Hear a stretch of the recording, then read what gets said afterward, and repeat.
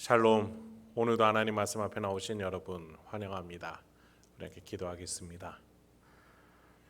하나님, 오늘도 우리에게 귀한 말씀 주시니 감사합니다. 이 말씀을 통해서 우리의 영혼이 하나님이 주시는 능력과 소망과 기쁨으로 가득하게 없어서 하나님 말씀 속에서 주어질 수밖에 없는 그 놀라운 은혜, 세상이 줄 수 없는 그 놀라운 은혜를 이 시간에 우리 가운데 허락하여 주시옵소서. 예수님의 이름으로 기도했습니다. 아멘. 오늘 함께 살펴볼 말씀 누가복음 9장 28절에서 36절, 누가복음 9장 28절에서 36절까지 함께 살펴보도록 하겠습니다. 오늘도 성실하신 우리 아버지 하나님을 찬양합니다. 예수님은 오늘 본문에서 예수님의 권위, 즉 예수는 하나님의 뜻이다라는 그 권위의 가장 최고의 확실하고 확증적인 모습을 보여주세요.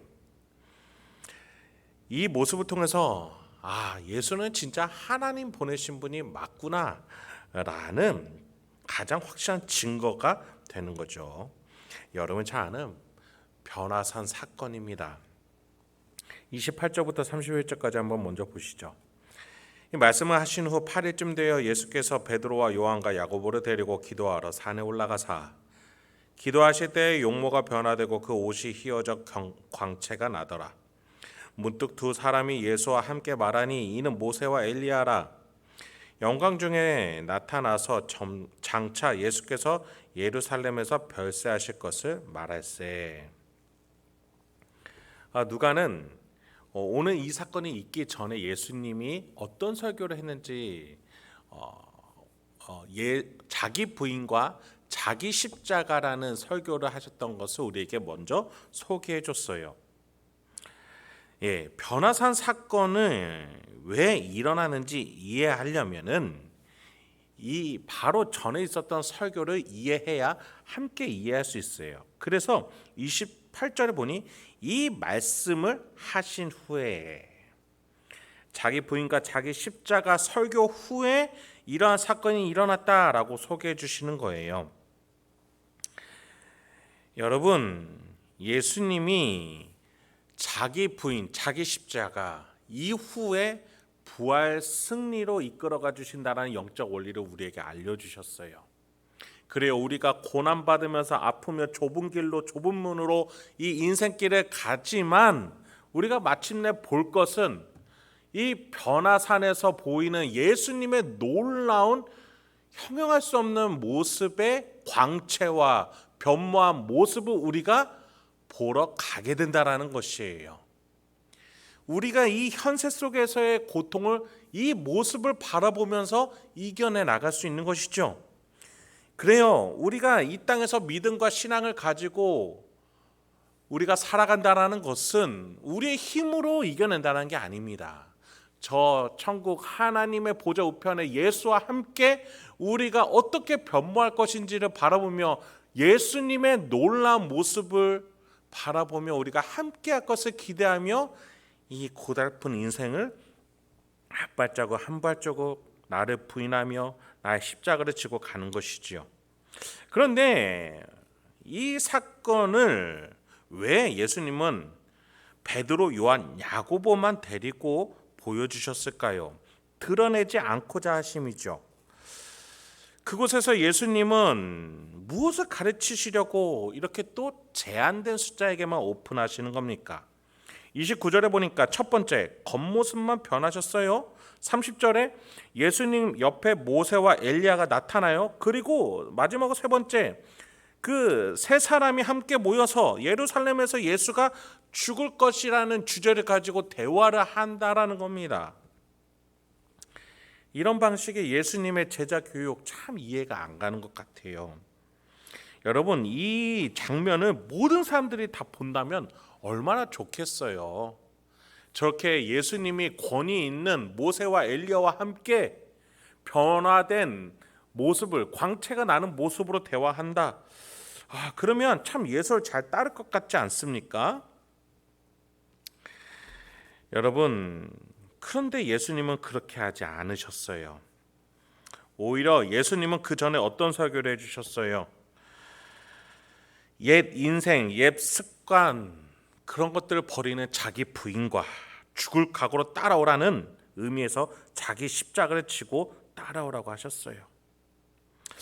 오히려 변화된 그 모습을 더 오픈하셔서 좀 우리가 보기에 좋아 보이는 모습으로 가르쳐 주시기보다 정말 들어도 끔찍하고 무서울 정도로의 단어를 쓰시면서 나를 따라오려면 죽을 각오를 가지고 너의 옛 모습을 다 버리고 따라와야 된다. 무서운 말씀을 하시는 거예요. 여러분 어떤 생각이 드세요? 저는요 오늘 이 말씀 묵상 보면서 이런 생각이 들더라고요. 이 예수라는 사람이 얼마나 확신이 있으면 따라오려면 확실하게 각오하고 따라오라 라고 말할까. 여러분 예수님은요 하나님이시기 때문에 가장 확실한 방법으로 제자들을 불러주고 계세요. 예수님이 그래서 변화산에서 보여주신 모습은 무엇이었어요? 신적 영광으로 후광이 비치는 존재가 되셔서 제자들에게 보여주셨어요.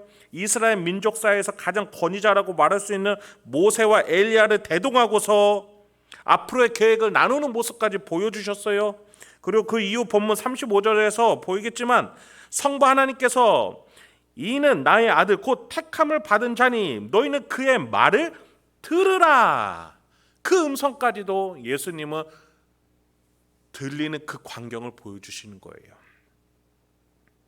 여러분 지금 예수님은 가장 확실한 예수가 하나님의 뜻이라는 증거들을 계속해서 나열해서 제자들에게 보여주고 계세요. 그런데 그 속에서 변화되는 사건, 모양, 모습을 강조하고자 하는 것이 아니라 그 속에서 예수님의 권위가 어떻게 세워지는지를 이들이 알게끔 하기 위해서 예수님은 제한된 인원들에게만 보여주셨던 것이에요. 예수가 하나님의 뜻이며 이 뜻을 붙잡고 목숨을 바쳐서라도 놓치지 말아야 한다라는 근거를 계속해서 이런 식으로 보여주셨던 거죠. 변화는 용모, 빛나는 광채를 통해서 눈에 보이는 권위도, 또 모세를 등장시킴으로써 민족 역사로서의 권위도, 또 엘리야 선지자를 또 대동하심으로써 종교적인 권위도, 또 하나님의 음성을 통한 신적인 권위도 세우셨던 거예요. 그러니 자신 있게 제자들에게 말한 것이죠. 나는 이런 권위들을 대동하고 세울 수 있다. 그러니 너희가 나를 따르려거든 너희의 자아를 부인해라. 옛날의 습관, 죄악된 습관을 버리라. 그리고 나를 따르려거든 목숨을 걸고 따라오라. 그래요. 너무나 진중한 메시지예요. 함부로 들어서는 안 될 진중한 메시지였어요.